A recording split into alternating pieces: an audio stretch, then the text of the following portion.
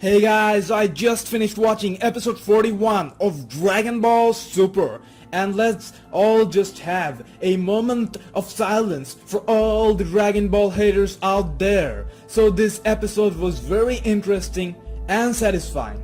In this episode we got to know how powerful Zeno-sama truly is. We saw the Dragon God, came to know about the Wish, and got clues to possible future plots. Let's just begin with the Omni-king Zeno-sama. So if you have been wondering how powerful Zeno-sama is, Beerus explicitly mentioned that the Omni-king can wipe out all 12 universes out of existence in the blink of an eye, if he feels like it. So there we go, haters.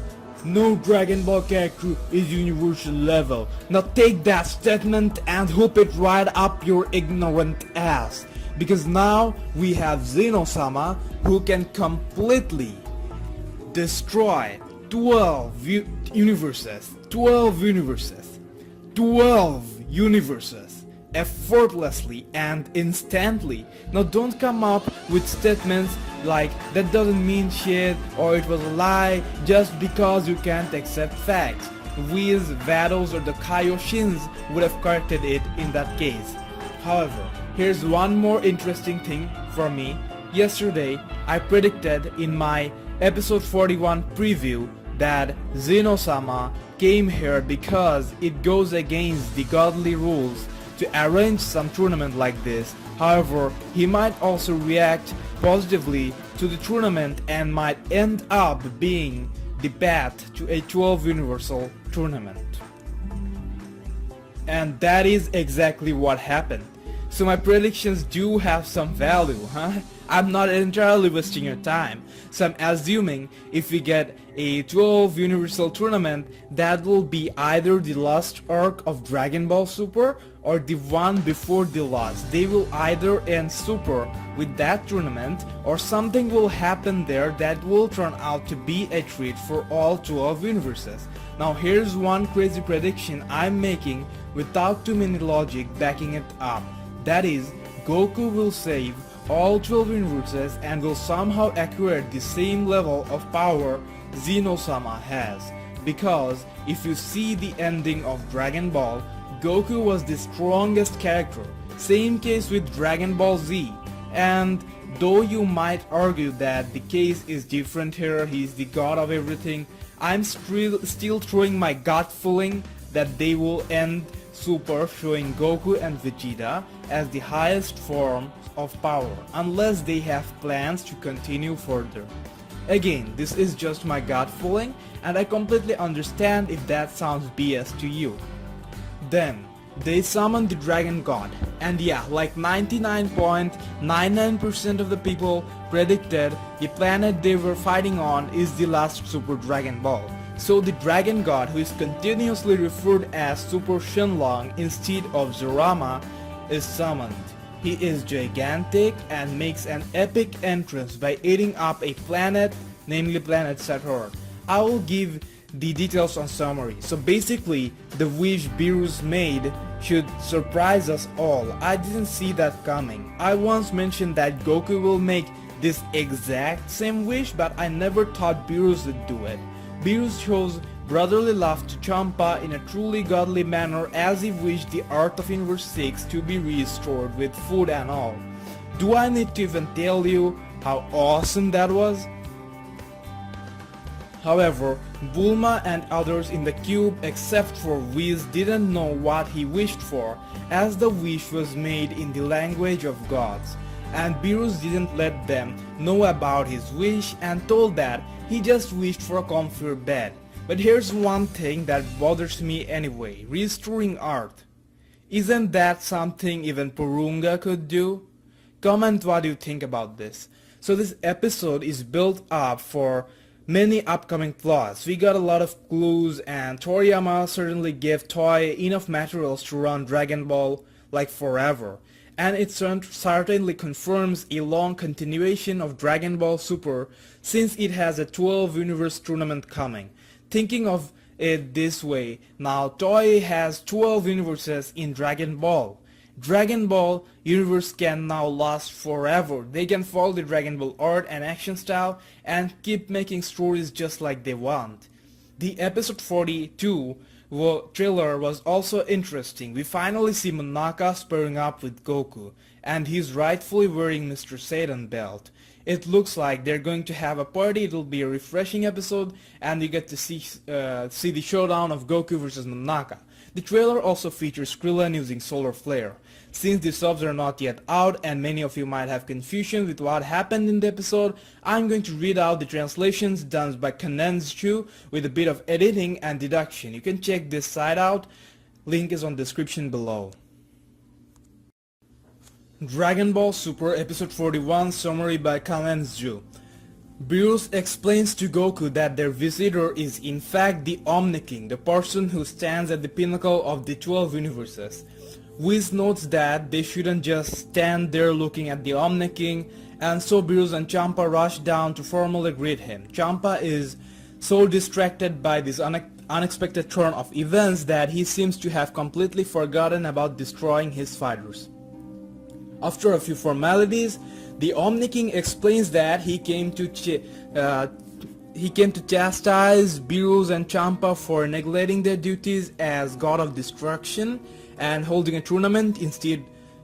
Whis apologized on Beerus' behalf, explaining how Beerus prefers napping and food over acts of destruction. And Vados claims Champa needs to cut back on his work in order to focus on eating a healthy diet. The Omni-king jokes about replacing them with some new gods of destruction, but then admits that despite initially coming to criticize them, he found the tournament so enjoyable that he wants to hold another one featuring fighters from every universe. Goku is thrilled at the idea and tells the Omni-king that he'll be sure to compete, but Beerus freaks out, saying that Goku can't talk directly to an Omni-king. That, however, Omni-king doesn't mind this breach of etiquette and compliments Goku in a well-fought match. He promises to hold this next tournament soon, and Goku reaches out to shake hands with Omni-king, freaking Beerus out once more. They shake hands and Omni-king departs. With Omni-king gone, Beerus chews Goku out for his rude behavior. If Omni-king felt like it, he could wipe out all 12 universes in the blink of an eye. Goku is surprised to hear this, but notes that Omni-king didn't seem like a bad guy, so he probably wouldn't do something like that. Champa snidely remarks that Beerus' victory doesn't mean quite as much anymore. This tournament was really just a warm-up, and Omni-king's tournament will be the main event. Still, Champa says a loss is a loss, and he'll hand over his 6th Super Dragon Ball as promised, though he doubts that they will be able to find the final one so easily. Champa thinks the Omni-king will probably be angry if the Universe 6 fighters aren't present at his tournament, so he begrudgingly spares them. Kaba happily tells Vegeta that now he can give him a tour of planet Sadal, repeatedly referring to Vegeta as master in the sense of a martial arts master. Despite Vegeta's protest, Goku approaches Hit, telling him he doesn't know when this next tournament will be, but if Hit can't wait until then, he'd be happy to give him a rematch in 3 days or from now, or even tomorrow, if 3 days is too long. Hit says see you later and takes off. Meanwhile, Mr. Satan offers Monaka to be the mascot for his gym, but Monaka seems unsure. Now, the matter of the Super Dragon Ball is that it remains to be cleared up. At first, Bulma is at a loss because she can't seem to locate the signal for the 7th Super Dragon Ball on her radar, but looking closely, it turns out there are already 7 signals gathered together. Right there, Monaka suggests that they need to look at a space map like this from a 3D perspective. He thinks this is a Wiz thinks this is a great suggestion and has everyone pile into his cube vessel. They zoom away from the nameless planet, which Wiz reveals to actually be the 7th and final Super Dragon Ball. Whis explains that when the Super Dragon Ball is scattered, after the last time they get granted a wish, this Super Dragon Ball must have collided with a small planet and became covered in the debris, making it look like a planet itself. With all 7 Dragon Ball gathered, they must now summon the dragon using the language of gods. At first it doesn't seem to work, but before too long, a titanic golden dragon seemingly as big as a galaxy or bigger appears. As the ship rocks wildly, Whis assures them that they have nothing to worry about. Their ship is swallowed up by the dragon, and the next thing they know, they're in a stranger space. It turns out they're inside the body of Super Shenlong, as the character now refers to the dragon, and Goku wonders if this means they'll get popped out. A smaller version of Super Shenlong appears before them, and Beerus explains that this is the dragon core or nucleus. Super Shenlong speaks to them in the language of the gods, asking that they name their wish. Beerus says something in the divine language to Whis, who repeats it to Super Shenlong, saying that their wish is granted. Super Shenlong vanishes. Bulma demands to know what Beerus wished for, and he claims it was merely a comfy bed. Bulma says she could have easily given Beerus that and calls him an idiot, and Beerus threatens to destroy them all. Elsewhere, Champa and Vados are returning to their own universe when Vados uses her all-seeing staff to discover that Universe 6's version of Earth has been restored. It's inhabited once more with the same level of civilization as Universe 7's Earth. Now Champa can get all the tasty Earth food he wants. Champa realizes that this must have been what Beerus wished for, but is annoyed that how he owes Beerus a favor.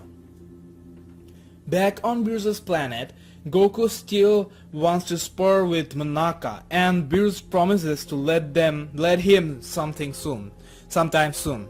But now it's time to go home. Beerus secretly pays Monaka off with a huge pile of gold, saying he'll keep using him to spur Goku on. For now though, Monaka can return to his ordinary job, apparently some sort of delivery man. Goku and the gang fly back to Earth, and Piccolo says this upcoming tournament between all the universes will be amazing. Jacko agrees, saying he'll take another holiday to come see it.